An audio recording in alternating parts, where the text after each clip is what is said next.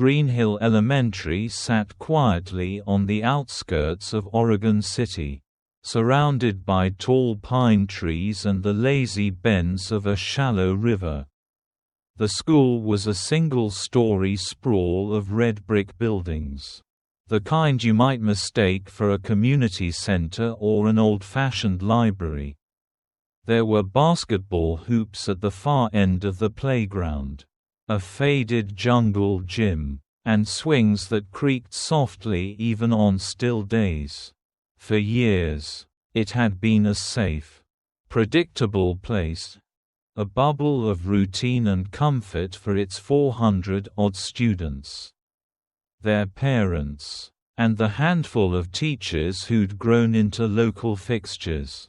Among the staff was Mr. Mason, the janitor. No one remembered when he'd started, only that he'd always been there. Like the flagpole out front or the squeaky tile by the cafeteria. He was an older man, a little hunched, with white hair poking from under his faded ball cap. Kids liked him. He always had time for a joke, a smile, or a quick game of paper football. Most days, he handed out tiny candy packets from his coat pocket, sour gummies or wrapped caramels that made first graders beam like it was Halloween. No one had a bad word to say about Mr. Mason. Then came Bolt. Bolt was a K-9 officer, a German shepherd with a sleek coat, trained reflexes, and eyes that missed nothing. He'd arrived at Green Hill 2 weeks into the fall semester, part of a new, school safety initiative, pushed by the district. Officer Harper Lane came with him, tall and alert in a tailored uniform, always walking like she was on her way to stop something bad from happening. She had a way of watching people, adults and children alike, that made some nervous.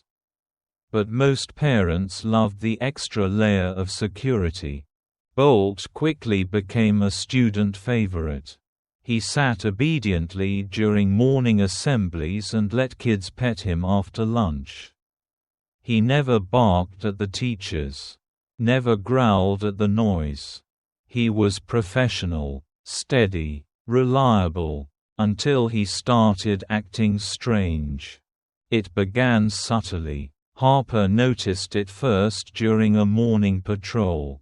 As they walked past the rear wing of the school, specifically the narrow path behind the library, Bolt paused. His ears perked, his nose twitched, then he gave a low, uncertain growl. Harper tugged lightly on his leash. "Let's go, boy." Bolt hesitated before moving. She chalked it up to a squirrel or a stray cat. The path was near the woods. After all, could be anything. But the next day, he did it again. Same spot. This time, he stopped completely, sniffed the air, then let out 3 short, muffled barks, low, almost hesitant, like he was unsure what he was reacting to. Harper crouched beside him. "What is it?" Bolt's body was tense. His tail was low, not wagging. He glanced toward the maintenance shed that stood just behind the library wall. The shed was locked, a small metal unit where janitorial tools were kept. Mops, paint, fertilizer, the usual. Harper inspected the door. No signs of forced entry.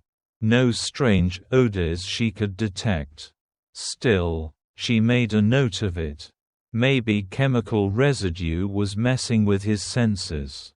Dogs were sensitive to that kind of thing.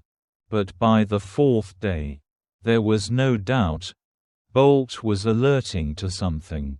Each time they walked past, his reaction grew more intense. He'd stop, sniff, pace, Then he began pawing lightly at the door of the shed, nose pressed to the crack under the frame. Harper filed a report. The school's principal, Mrs. Elkins, listened politely but didn't seem too concerned. "That shed hasn't been opened in months," she said. "Mr. Mason keeps everything in there organized. He's the only one with a key." "Still," Harper replied, "I'd like to take a look inside. Just to be safe." Mrs. Elkins hesitated. "I suppose that's fine. I'll ask Mr. Mason to unlock it this afternoon." But that didn't happen. When Harper returned after lunch, the shed was still locked. Mr. Mason, she was told, had gone home early. Stomach bug. Rare for him, but not unheard of. Harper left a note requesting access again. The next morning, Mason was back, smiling as usual, handing out candies like nothing had changed. "I heard Bolt's been curious about my old shed," he said, chuckling. "Probably just some old raccoon scent stuck under the door. They sniff around here at night." Harper smiled, but she didn't laugh. "Can we take a look inside?" "Of course. Of course." He jingled a ring of keys from his belt and led her and Bolt to the shed. Nothing in there but mops and rust. But when the door opened, Bolt lunged. Not violently, not like an attack, but with purpose, nose to the ground, circling fast, then stopping in the back corner where bags of lime and bleach were stacked. He barked once, sharp, commanding. Harper stepped forward and began inspecting the supplies. Everything looked normal. The chemicals were standard maintenance grade. No obvious tampering. Mason stood nearby, scratching his head. "We used to store mousetraps in that corner. Might be traces of something there." "Maybe," Harper said, though her gut said otherwise. She took a few swabs for testing anyway. When she asked to keep the shed unlocked for further checks, Mason smiled, but she caught the slight tension in his jaw. Bolt kept barking, but only when Mason was nearby.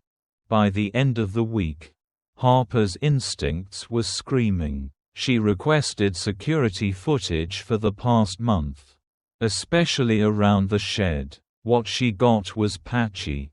The outdoor camera facing the path had gone dark for 3 weeks, scheduled maintenance.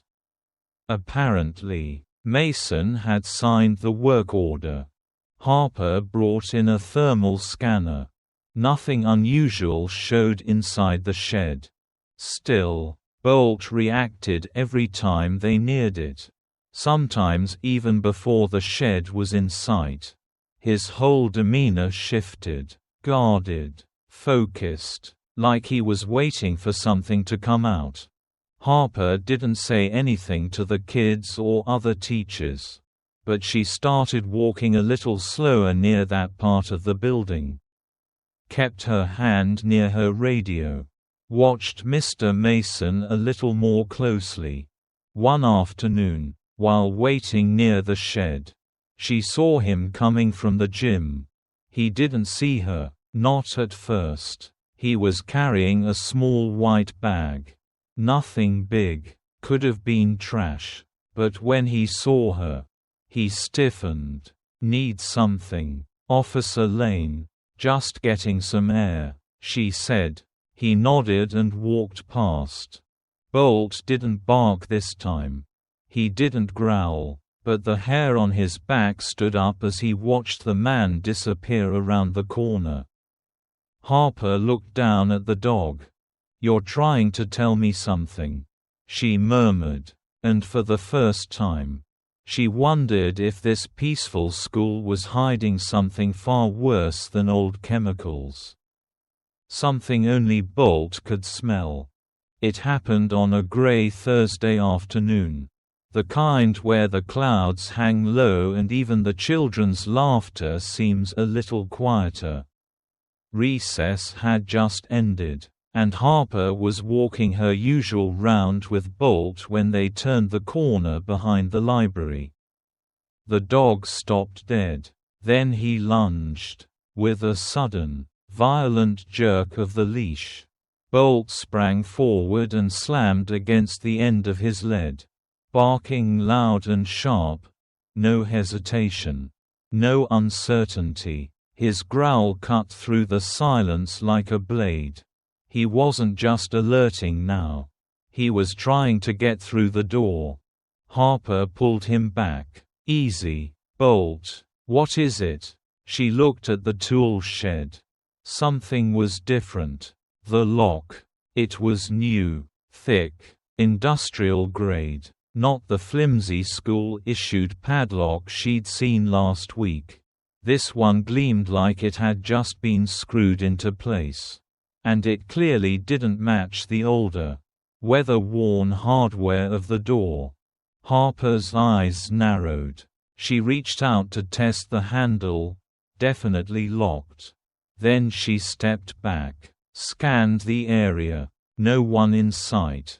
But within a minute, Mr. Mason appeared from around the corner. His gait just a little too fast.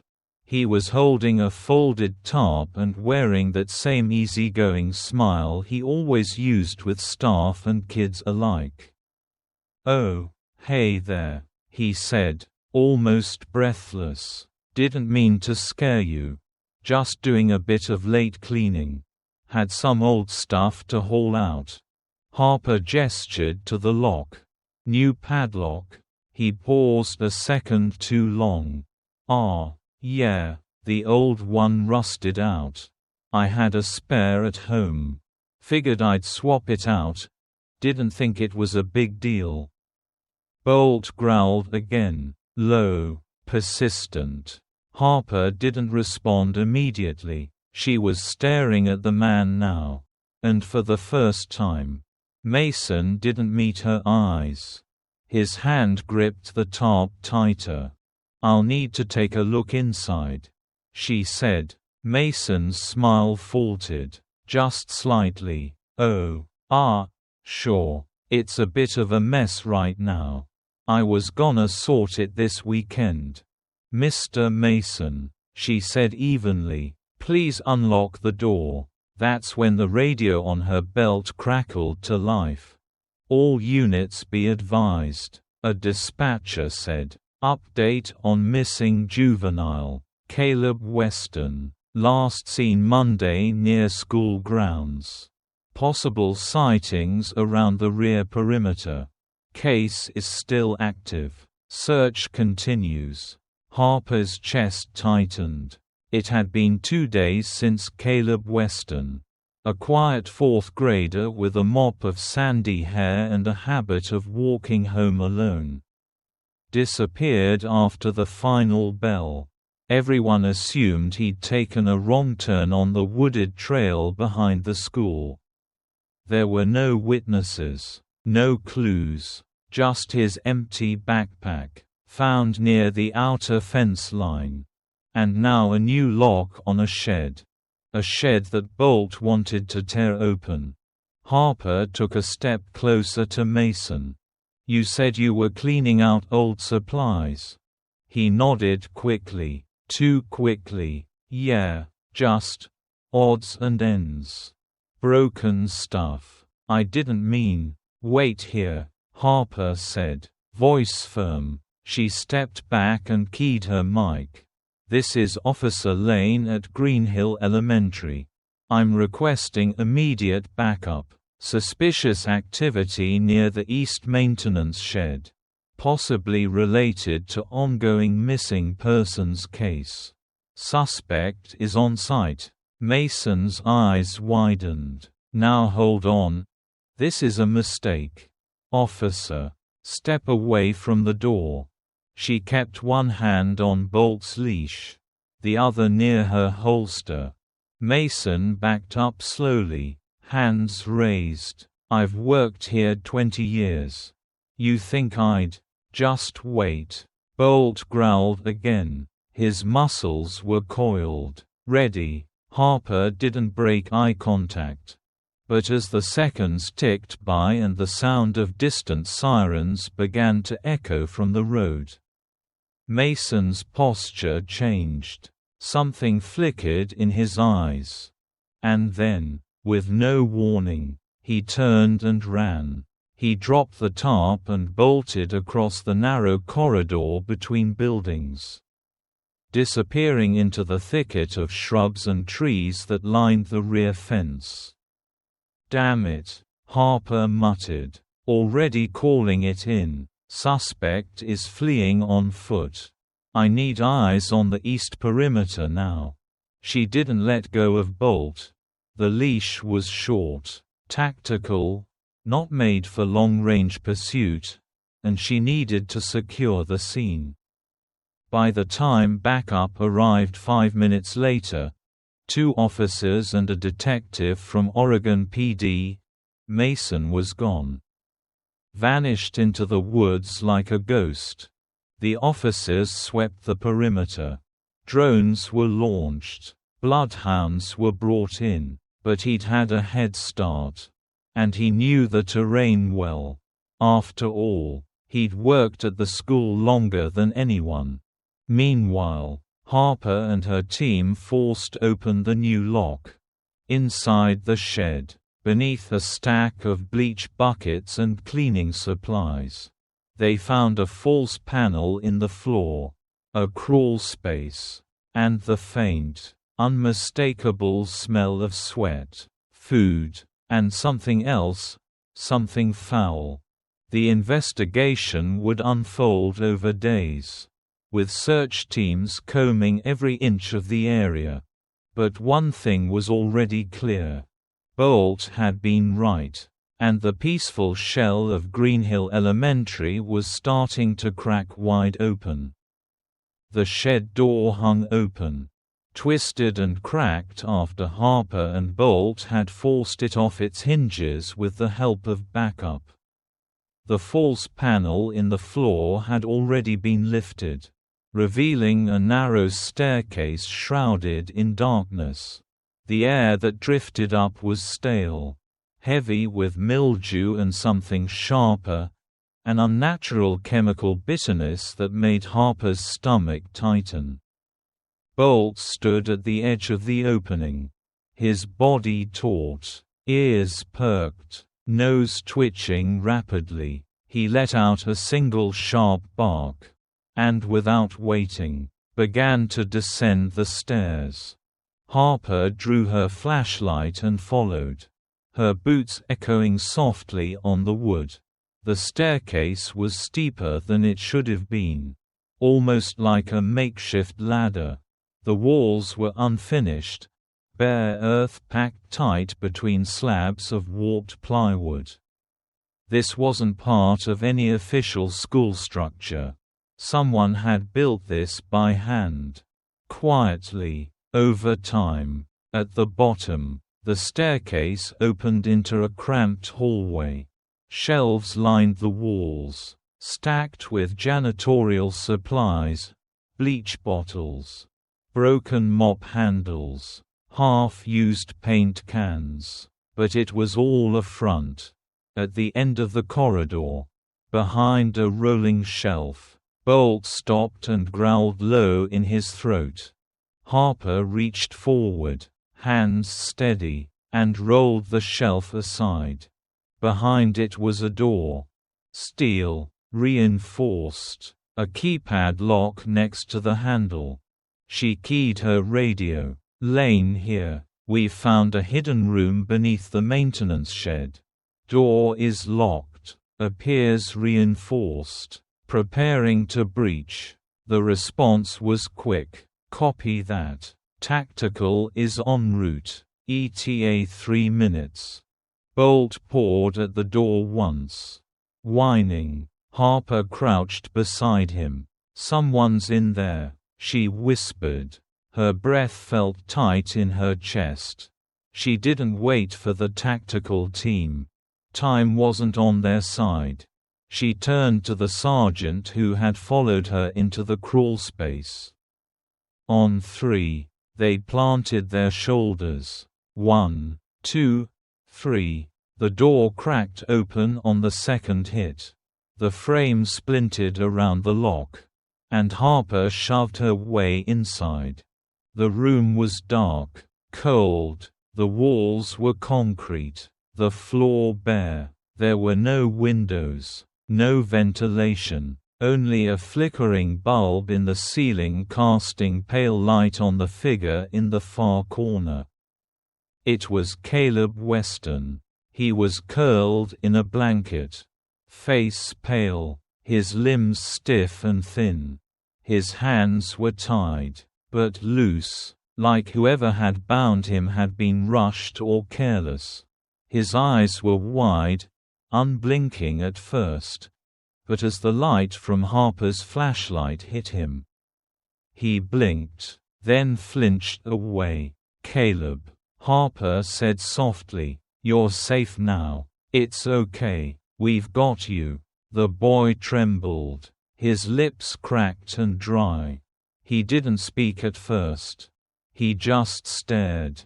Then Bolt stepped forward. He didn't bark, didn't growl. He simply padded to the edge of the mat where the boy lay and sat. Still and calm, head tilted slightly. Caleb's face crumpled. "Bolt," he whispered. Harper knelt beside them and began undoing the bindings on his wrists.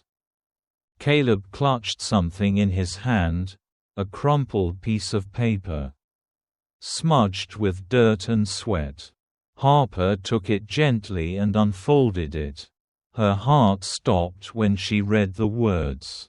"The boy's parents have 48 hours to deliver $500. Do not involve the police." Harper's voice came out hard and flat. "We've got a ransom note. Kidnapping confirmed. Victim is alive, responsive, and stable. Requesting medical ASAP." She turned back to the boy. "Caleb, can you hear me? Are you hurt?" He shook his head slowly. "No. Just scared." "Did he feed you? Did he say anything?" Caleb sniffled, nodding slightly. "Crackers. Juice. He didn't talk much. Just told me to stay quiet. He said no one would hear me." His fingers curled in the blanket. "But Bolt did," he said. "Bolt heard me. I didn't even call for help. I couldn't, but he still heard me." Harper reached out, resting a hand on the boy's shoulder. "You're safe now. You're going home." The medics were already coming down the stairs, their radios buzzing, their gear bags clinking softly. Caleb was wrapped in a clean blanket and lifted gently onto a stretcher.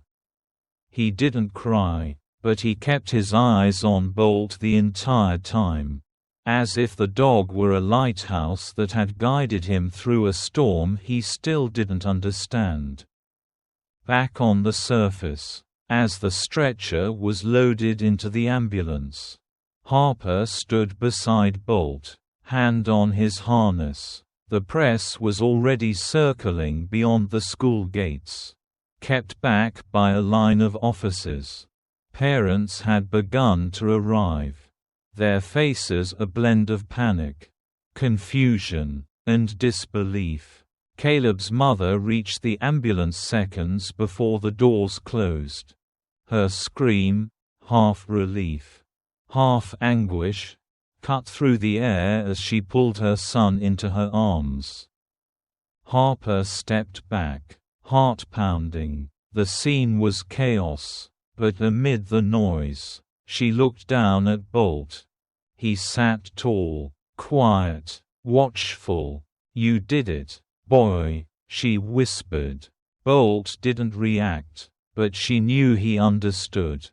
The days that followed were a blur of investigations, press conferences, and forensic teams combing every inch of the school. Mr. Mason's name was broadcast across every local news channel. School janitor wanted in connection with child abduction and ransom plot. A manhunt was underway, spanning state lines. They found Mason's vehicle abandoned on a back road 2 hours south. But no sign of the man himself. His home was a mess, sparse, nearly empty, almost like he'd planned for a fast exit. Or worse, had someone helping him. The media painted him as a quiet loner. But Harper knew better now. He hadn't been quiet. He'd been calculated. He'd hidden in plain sight for years. The candy, the jokes, the harmless smile. And no one saw what he was capable of. No one, except Bolt. 2 weeks after the rescue, Harper returned to the school to debrief with the staff. Security systems were being overhauled. The maintenance shed had been demolished. She passed a group of students gathered in the courtyard. Caleb was among them. He was still thin, still pale, but he smiled when he saw her. He ran over, not to Harper, but to Bolt, who was standing beside her, alert as always. Caleb wrapped his arms around the dog's neck. "You heard me," he said again, even when I didn't say anything. Harper swallowed the lump in her throat. "He always hears what matters," she said. Bolt looked up at her. And she knew there would be no going back to normal. But maybe that was a good thing. The revelation came less than 24 hours after Caleb Weston's rescue. In a press room crowded with reporters and flashing cameras. The police chief's voice was grim. Preliminary background checks on the suspect known as William Mason have revealed he was living under a false identity. His real name is Thomas Ray Vernon. The name struck a chord with a few veteran officers. And soon the files were dug up. Vernon had been a suspect in a child abduction case a decade prior in Washington state. A 5-year-old girl had vanished from a public park. Though Vernon had been questioned, he'd worked at a nearby storage facility at the time. There was never enough evidence to charge him. He'd disappeared soon after the case went cold.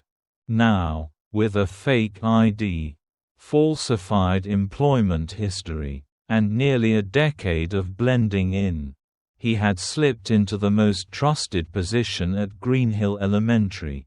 This time, though, he'd left too much behind. Forensic teams swept the shed and the hidden room beneath it. They found hair and fabric fibers that matched Caleb's clothes. More damning were the thumbprints on the keypad and the drawer handles, clear matches for Vernon. His locker in the janitor's break room yielded further clues: disposable gloves, multiple cell phones, and a torn map of the surrounding neighborhoods with specific areas circled in red. Worst of all were the photos. Printed on cheap paper, some folded, some worn, were surveillance pictures of Caleb Weston. One from the soccer field. Another from the corner where the school bus dropped him off. Some were dated months ago. This hadn't been a crime of impulse. Vernon had been planning it for a long time. A full-blown manhunt was launched. State police, U.S. Marshals, and even the FBI joined in. Tips poured in from all over Oregon.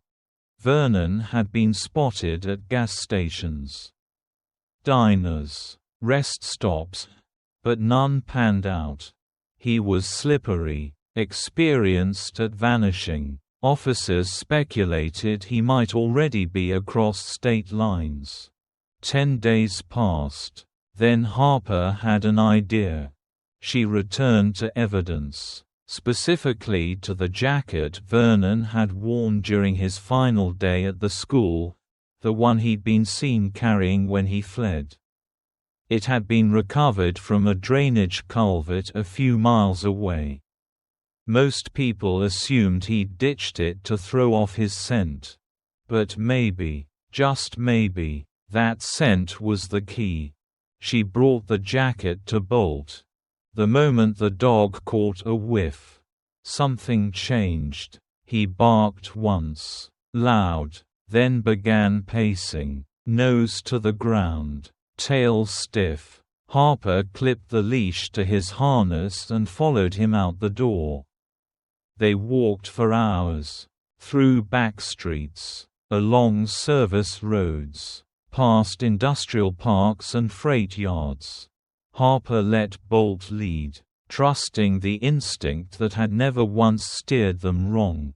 It was nearly sundown when they reached the old Greyhound bus station near the edge of the city. The place had been partially shut down. Only a few routes still ran through there, and the crowd was sparse. Bolt stiffened near the row of lockers by the ticket counter. He barked once, then again, louder. Harper scanned the room, and then she saw him. He was wearing a faded hoodie and jeans, sunglasses pulled low. He moved differently now, hurried, hunched, constantly checking over his shoulder. But Bolt didn't hesitate. With a guttural growl, he lunged forward, stopping just short as Harper reeled him back. The man turned, and froze. Their eyes met. Harper didn't need confirmation. "Thomas Ray Vernon," she said, hand on her weapon. "You're under arrest." The man spun, trying to flee, but two plainclothes officers who'd quietly entered from the rear corner tackled him before he could reach the exit. He fought hard, desperation driving him, but he was no match for trained hands. Within moments, he was in cuffs. A search of his backpack confirmed everything. Inside was the burner phone used to send the ransom demand. It still had the messages queued. There were more photos of Caleb and 2 other children from different schools. Printed maps marked with escape routes. Lists of bus schedules. And cash. Lots of it. Bundled tight in rubber bands. There was no doubt anymore. This wasn't just a single failed kidnapping. It was part of a broader pattern, an operation in the making.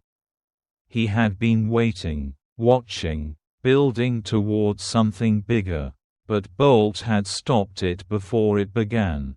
At the station later that night, Vernon refused to speak. Not to lawyers, not to officers, not even when faced with the evidence. He stared blankly ahead, like the mask he'd worn for so long had finally fused to his face. Harper watched him from the other side of the glass. She didn't feel triumph, only a quiet sense of completion. A loop closed, a shadow lifted. The next day, the mayor held a ceremony at Greenhill Elementary. Parents gathered, still shaken but grateful. Caleb was there too, holding his mom's hand. He didn't say much, but he wore a Bolt-themed badge on his jacket, handmade. Glitter glued. Harper stood beside her partner as the crowd applauded. Bolt didn't react to the praise. He sat quietly, head high, eyes sweeping the perimeter as always. Doing his job, watching, listening, protecting. As Harper looked down at him, She realized something that would stick with her for the rest of her life. Sometimes the most dangerous threats aren't the ones that storm through the door with noise and violence. Sometimes they hide behind smiles, slip into trusted roles, and wait. And sometimes, it takes a nose sharper than any human eye to see them. It takes a dog like Bolt. The days after the rescue were slow and quiet. The kind of quiet that wasn't peaceful, but heavy, uncertain. Caleb Weston, once a bubbly fourth grader with too much energy and a penchant for asking questions no one could answer, spoke to almost no one. No one, except Bolt, at the hospital, while nurses checked his vitals and his parents clung to his side. Caleb remained curled up, eyes downcast, hands clutched around a worn patch of Bolt's fur. The dog had been allowed special visitation privileges, something the hospital hadn't granted before, but no one objected. Everyone understood. When his mother tried to talk to him, Caleb only shook his head. When therapists gently asked about the shed, the darkness, the man who took him, Caleb blinked once, then turned away. But when they left, and Bolt remained, Caleb would whisper, sometimes full sentences, sometimes just a word, a nod, a breath. He never cried. But one night, as Harper visited to check in on his progress, she heard him speak to Bolt in a voice so soft it barely registered. "I wasn't scared of the dark," Caleb said, fingers curled in Bolt's ruff.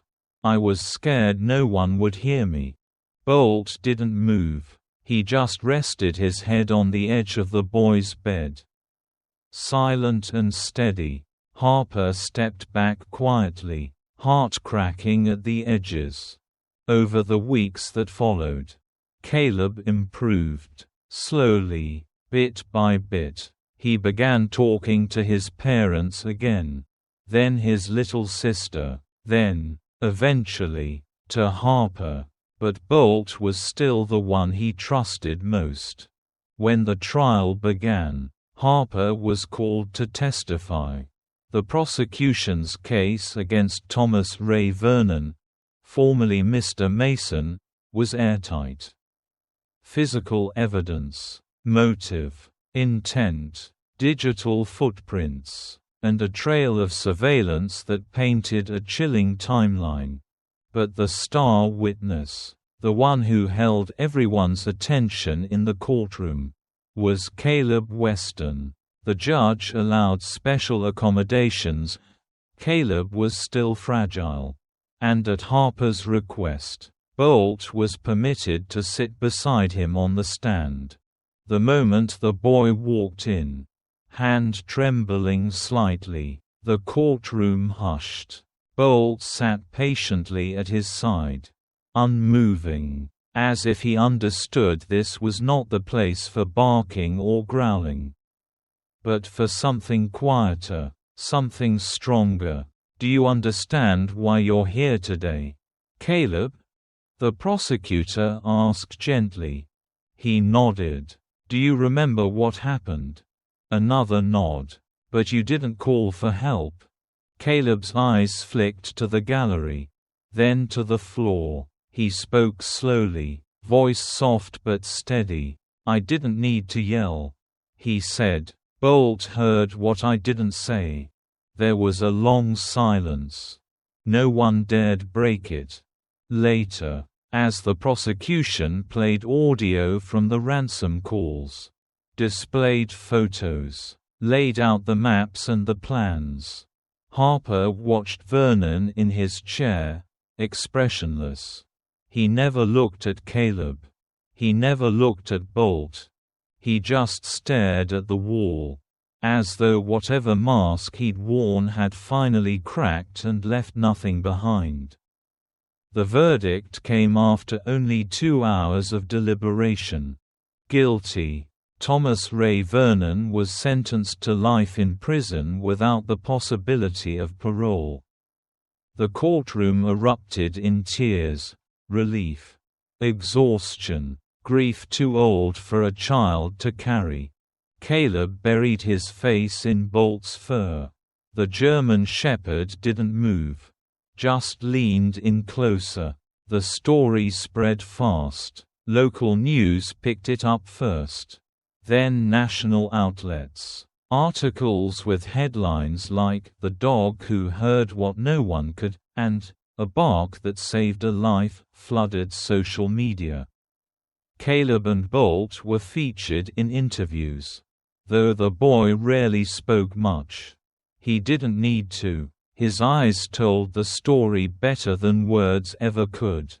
Green Hill Elementary, once just a quiet suburban school, became a symbol of survival, of vigilance, of hope.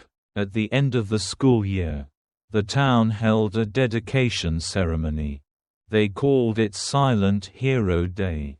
The school courtyard filled with students, parents, teachers, and first responders. Local officials gave speeches, but the crowd was waiting for the statue. When the cloth was pulled back, the applause was instant. A life-size bronze sculpture stood on a raised stone pedestal. It showed a young boy sitting cross-legged on the ground, one hand resting gently on the head of a German shepherd. The boy's face was calm. The dog's ears were perked, alert. Etched into the base of the statue were the words, "Right finger, sometimes. A bark is the only thing that breaks the most terrifying silence." Caleb stood beside the sculpture, now taller, healthier, his cheeks fuller with color. He reached out and touched Bolt's collar. Harper crouched beside him. "You okay?" Caleb nodded. "I'm glad they made the statue. You think it looks like you?" He smiled slightly. "I think it looks like Bolt." That night, as the crowd dispersed and the lights dimmed, Bolt lay under Harper's desk at the precinct, tail slowly wagging as she typed out the final case report.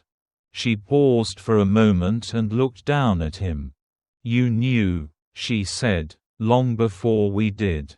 Bolt blinked. No bark, just that unshakable gaze. Not all heroes wear badges. Not all rescues involve shouting or sirens.